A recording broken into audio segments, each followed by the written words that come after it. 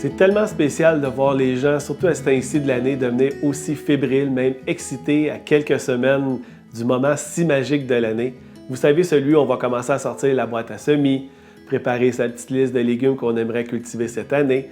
Ça, c'est un signe que la saison est vraiment pas trop loin. Alors, ce qu'on fait, c'est qu'on se prépare un petit coin dans la maison avec notre petit kit de lumière, nos contenants, notre terreau. On le fait parce qu'on veut commencer à cultiver nos légumes très tôt en saison, ceux qu'on appelle les primeurs. Et on sait que quand c'est super bien fait, c'est une belle façon d'aller chercher le plein potentiel de son potager. Maintenant, il y a encore des gens qui vont hésiter par manque de temps, d'espace, mais la plupart du temps, c'est par manque d'information. Il y a ceux qui aimeraient commencer, mais qui ne savent pas par où, quand et comment le faire. La bonne nouvelle, c'est que je vais vous partager ma façon de faire, étape par étape, toute l'installation, les équipements qu'on a besoin, les températures, les arrosages, le contenant, compost, bref, tout ce que vous devez savoir de A à Z.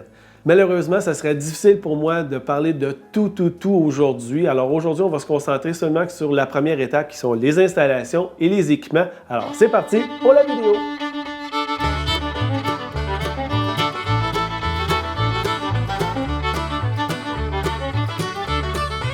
Vous avez décidé de commencer vos semis à la maison, vous devez savoir que ça va vous prendre un minimum d'équipement ou même d'installation pour vraiment bien réussir. Maintenant, il y a plusieurs options qui s'offrent à vous. On peut se procurer ou prendre une table qu'on a à la maison, comme j'ai déjà fait dans le passé, mettre un petit kit de lumière dessus et ça peut faire le travail amplement. Maintenant, c'est sûr que si on commence à faire des achats un peu partout en ligne, vous allez voir que les prix, pour moi, c'était beaucoup trop cher et aussi les dimensions qui n'étaient peut-être pas aussi adaptées pour ce que j'avais besoin, en fait, pour mettre tous mes plateaux. Et la plupart du stock, ce que je regardais, il était tout en rupture de stock. Donc, j'ai décidé de les faire moi-même, donc une option 3. Qui n'est pas si compliqué que ça. Je vois déjà les gens me dire « Ouais, mais je ne suis pas si manuel. » Je vous dirais que on n'a pas besoin d'être super manuel ou même un spécialiste en construction pour être capable de réussir à bâtir les étagères que j'ai. Le prix aussi, comme je mentionnais, ce que je regardais est environ de 180 $ pour une étagère qui était plus ou moins adaptée avec les dimensions que j'avais besoin. Donc celle-ci qu'on voit pleine longueur, qui est peut-être trop grosse pour monsieur et madame tout le monde parce qu'on n'a pas toute la même grosseur de potager à la maison, mais c'est pour vous donner une idée. Donc le prix pour l'étagère de 6 pieds de haut par 4 pieds de large, mais un petit peu plus que 4 pieds de long par, je vous dirais, 2 pieds de profond, a coûté environ 55 $ en bois.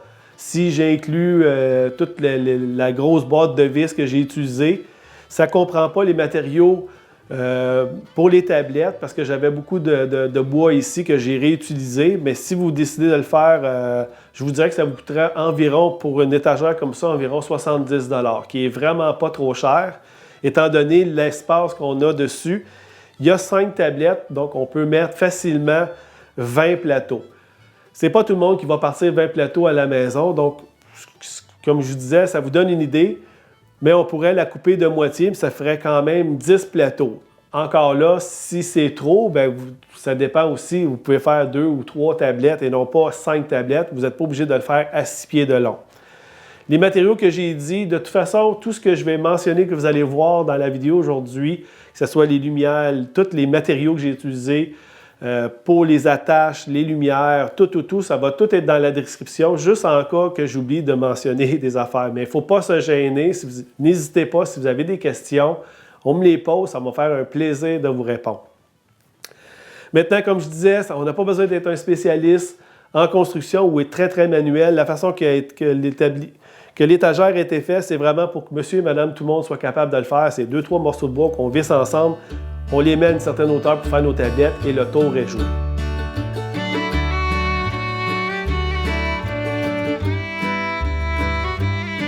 Première étape pour construire l'étagère aujourd'hui, ça va être de commencer par faire les tablettes. On voit ici la tablette qui est très simple. C'est vraiment 4 morceaux de bois qu'on visse ensemble qui sert de tablette. C'est rien de compliqué. Les matériaux que j'ai utilisés, c'est des 2 par 3. Vous allez en avoir besoin de 12, d'une longueur de 8 pieds pour réussir à faire l'étagère au complet. Toute l'information, toutes les dimensions, je vais essayer de les écrire dans la description plus bas, mais si vous voyez que j'ai oublié une information, on n'hésite pas, on me le demande, ça va me faire un plaisir de vous répondre et vous donner l'information qui manque. Maintenant, comme je vous disais, pour les tablettes, c'est vraiment pas compliqué. On va avoir besoin de 2 pièces, tout dépendamment de la quantité de tablettes que vous allez faire, mais si on prend seulement pour une tablette, vous allez avoir besoin de 2 morceaux de 4 pieds de long. Et les 2 bouts qui sont vraiment à l'intérieur, eux ici ont 20 pouces de long. Pour les visser, comme on voit, les morceaux qui ont 20 pouces de long sont vraiment à l'intérieur. Je me suis assuré d'avoir les surfaces très plates. On peut utiliser des angles droits qu'on appelle. Si on n'a pas ces équipements-là à la maison, on s'assure de mettre ça sur une surface qui est plate. Et puis, on fait juste les mettre ensemble. Pour empêcher le bois de craquer, parce que ça arrive souvent quand on veut visser des morceaux de bois ensemble, on va pré-percer. Pourquoi pré-percer? Parce que, comme j'expliquais, on ne veut pas que le bois fende. Ça arrive très souvent. Ça peut quand même arriver, mais mettons qu'on élimine les risques de cassure ou de craquage. Donc, on visse 2 vis et c'est tout. On fait le tour de chaque côté. Et on se retrouve avec une belle tablette qui est vraiment très facile à faire. Comme je vous expliquais, on n'a pas besoin d'être super manuel pour réussir à le faire. C'est très, très simple. Maintenant, on fait la quantité de tablettes qu'on a besoin.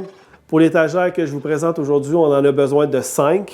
Donc, c'est 5. C'est sûr que c'est pas comme un équipement qu'on achète déjà pré-percé. On a juste à assembler. Mais quand même, c'est quand même très facile à bâtir.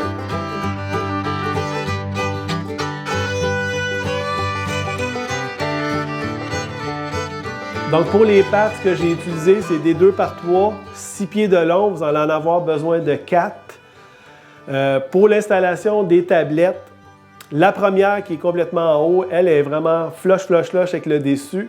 Par la suite, les autres tablettes, ils sont à 17 pouces et demi pour mon application, pour mes besoins à moi. Mais ça dépend toujours des contenants que vous avez à la maison. Ce qu'il faut prendre en considération aussi, c'est l'épaisseur du bois que vous allez utiliser pour faire vos tablettes. Moi ici, ça a comme environ une vingtaine de centimètres d'épais. Donc, il faut le considérer, il faut le calculer. C'est sûr que si vous utilisez les mêmes matériaux ou presque, c'est pas plus grave que ça, mais toujours de s'assurer d'avoir entre la lumière et le dessus de son plateau maximum 30 cm. Si on dépasse 30 cm, on va perdre de l'efficacité des lumières sur nos semis. Donc, si vous avez moins que 30 cm, c'est parfait. Si vous voyez que ce n'est pas suffisant, ce qu'on peut faire, c'est qu'on fait juste en mettre un autre en dessous pour les monter plus haut. J'ai décidé de le faire fixe, mes lumières fixes, parce que je ne voulais pas commencer à embarquer dans un système d'ajustement avec des chaînes pour vraiment... je voulais vraiment que ça soit fixe. Au besoin, j'ai juste à mettre un autre plateau en dessous, comme je vais vous montrer ici. De cette façon-là, je fais juste rapprocher mes semis pour m'assurer d'avoir pleine luminosité. Mais si vous avez, comme j'expliquais, le 30 cm et moins entre votre lumière et le dessus de vos plateaux, vous n'allez avoir aucun problème.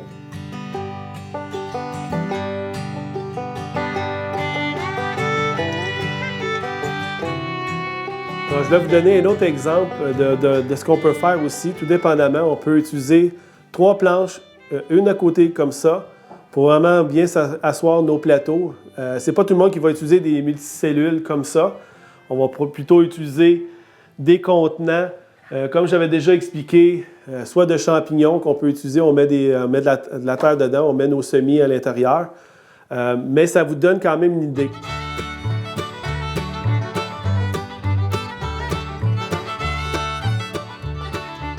Alors pour l'installation des tablettes, ce que j'ai fait, c'est vraiment, je vais vous montrer une vue de côté.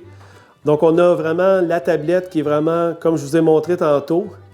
Par la suite, j'ai mis les 2 par 3, le côté plus mince vers l'extérieur et la partie plus large vers l'intérieur. J'ai mis 2 vis, une qui va visser dans ce madrier-là et l'autre qui va visser dans celle-ci, à 17 pouces et demi, comme je vous ai mentionné tantôt.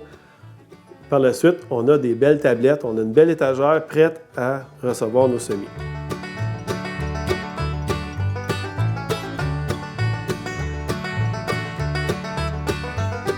Alors, avec le tape à mesurer, ce que j'ai fait, c'est que j'ai calculé à 2 pouces du bord.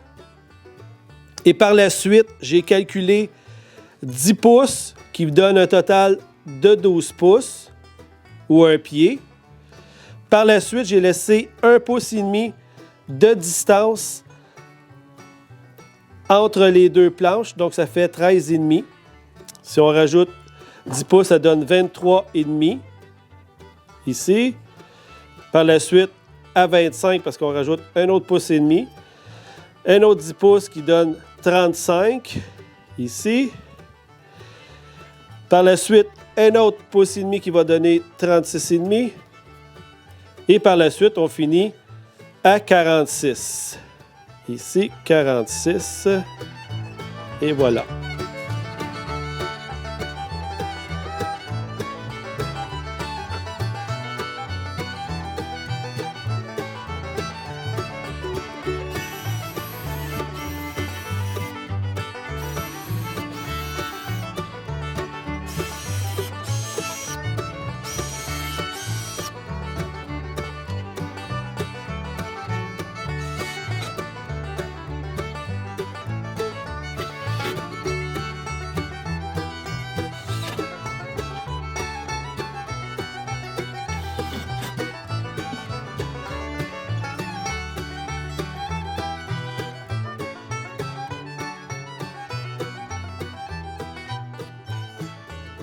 Alors, la fameuse question qu'on me pose le plus souvent dernièrement, c'est Pat, quel type de lumière j'ai besoin pour commencer à faire mes semis à la maison?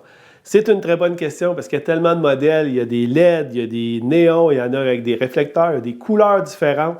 Donc, ça peut être très difficile de faire un choix.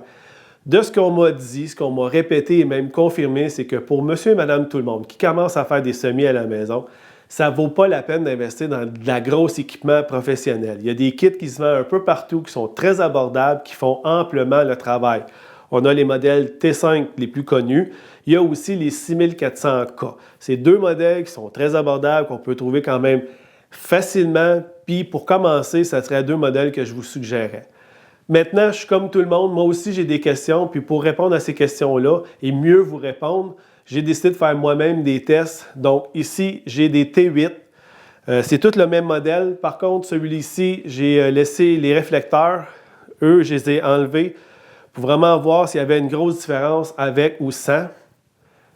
Il y a les T5 ici, de couleur, qui n'ont pas de réflecteur.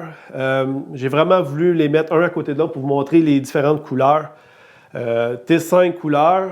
Ici, on a les 6400K qu'on a déjà vu dans mes autres vidéos. Il y a ma lumière aussi de couleur bleue et rouge que j'ai déjà fait des tests l'année passée. Et je vous dirais qu'entre les deux, néon et LED, je n'ai pas vu de différence dans la grosseur des plants ni dans le système racinaire. Par la suite, à la plantation, je n'ai pas vu de différence non plus.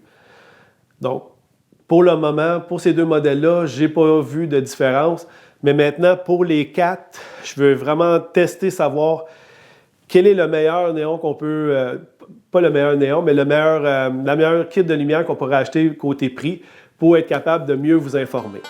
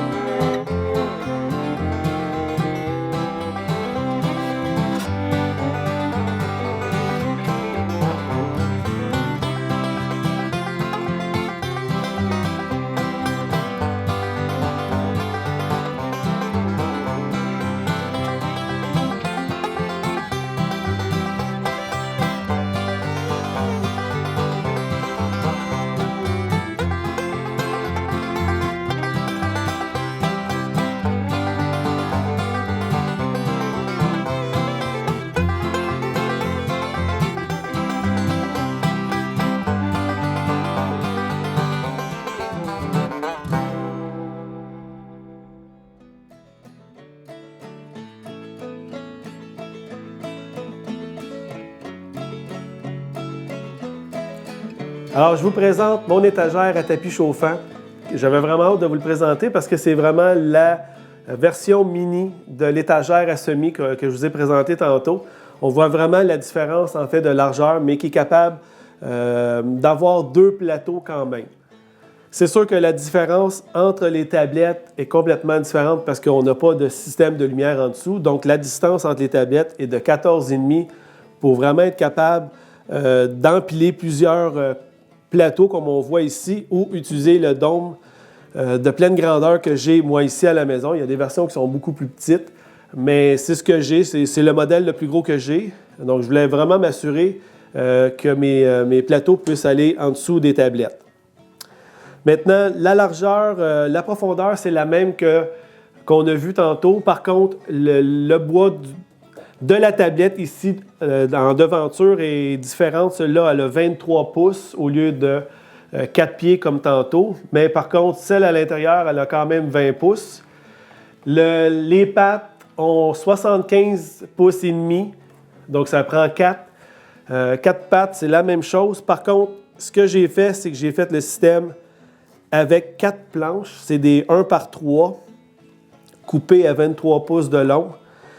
Pourquoi 4 planches? Parce que quand on utilise des tapis, c'est beaucoup. On a une surface qui est plate. On a un contact vraiment pleine grandeur avec le tapis. Donc, c'est beaucoup plus facile pour le plateau d'être en contact du tapis. Sinon, si on avait eu la version avec seulement 2 planches, il y aurait probablement eu un creux. Probablement qu'à cet endroit-là, la température n'aurait pas été la même sur les côtés. Donc, le but d'avoir des tapis, c'est pas obligatoire comme j'ai déjà expliqué. Par contre, quand on essaie d'aller chercher la germination optimale, c'est une certaine température. Les tapis chauffants vont nous aider avec une petite sonde ici qu'on met à l'intérieur du terreau pour vraiment s'assurer d'avoir la terre de la bonne température pour avoir le maximum, la germination maximale. Mais encore là, comme je vous le disais, ce n'est pas obligatoire.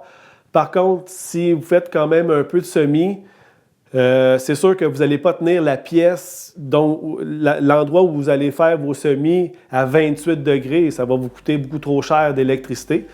Une façon simple et quand même assez économique, c'est vraiment les tapis chauffants. De toute façon, ce n'est pas tout le monde qui va avoir des plateaux. On peut utiliser des contenants à champignons, comme j'ai déjà montré, pour vraiment les mettre dessus. Donc, on peut en mettre quand même beaucoup. Mais comme je dis, ce n'est pas obligatoire, mais c'est une belle option à avoir si on veut vraiment aller chercher le maximum de germination de ces semis. Maintenant, pour l'installation, c'est la même chose de l'autre côté. C'est le même type d'assemblage. On les assemble sur le côté large vers l'intérieur. Tout le filage a été attaché. Il y a vraiment beaucoup de travail d'assemblage et d'attachage de tout le filage. J'ai pris beaucoup de photos, beaucoup de petites prises vidéo pour vous le montrer parce que ça serait quand même assez dur de tout expliquer ce que j'ai fait. Mais comme je disais, toutes les attaches, les clips que j'ai utilisés vont être dans la description. Donc, c'est sûr que ça vous donne des idées de plus pour être capable de faire quelque chose qui va être très propre, qu'il n'y a pas de fil qui va pendre un peu partout. J'ai 1, 2, 3, 4, 5, 6 tablettes. Comme j'ai répété tantôt pour le meuble à semis, c'est sûr que c'est peut-être pas pour tout le monde cette grosseur-là, mais c'est pour vous donner une idée. Vous pourriez faire moitié pour vos semis avec des lumières en considérant la longueur de vos néons qui ne sera pas 4 pieds, qui va être environ 2 pieds, mais vraiment s'assurer la longueur avant de bâtir cette étagère-là. Et faire l'autre moitié avec des tapis chauffants, mettons 2 ou 4, tout dépendamment. Mais c'est pour vous donner une idée que dans très peu d'espace, on peut avoir une belle étagère avec des tapis chauffants et aussi des néons.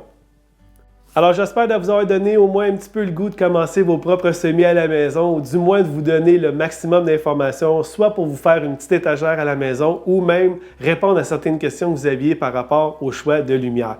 Maintenant, si vous avez d'autres questions, que ce soit pour les tapis, les lumières encore ou même pour la construction, on n'hésite surtout pas, on me les écrit plus bas, ça va me faire un grand plaisir d'y répondre. Alors d'ici là, faites attention à vous, on se retrouve dans une prochaine vidéo pour la suite des semis à la maison. Alors merci et bonne fin de journée!